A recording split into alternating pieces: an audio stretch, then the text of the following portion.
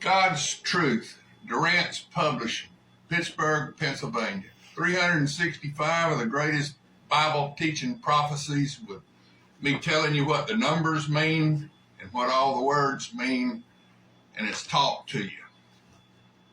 God's Truth. Matthew 14.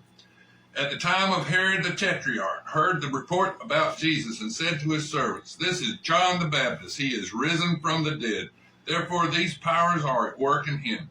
For Herod had laid hold of John and bound him and put him in prison for the sake of Herodias, his brother's Philip's wife, because John had said to him, "It is not lawful for you to have her."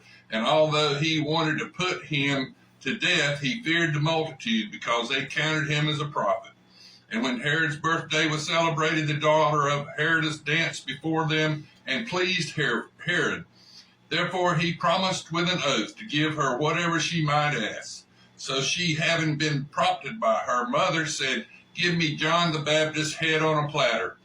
And the king was sorry. Nevertheless, because of the oath and because of those who sat with him, he commanded it to be given her. So he sent and had John beheaded in prison, and his head was brought on a platter and given to the girl. And she brought it to her mother. Then his disciples came and took away the body and buried it, and went and told Jesus. When Jesus heard it, he departed from there by boat to a deserted place by himself. But when the multitudes heard it, they followed him on foot from the cities. And when Jesus went out and saw a great multitude, he was moved with compassion for them, and he healed their sick. While it was evening, his disciples came to him, saying, "This is a deserted place. The hour is already late. Send the multitudes away, that they may go to the villages and buy themselves food." But Jesus said to them, They do not need to go away. You give them something to eat." And they said to him, "We only have 5 loaves and 2 fish.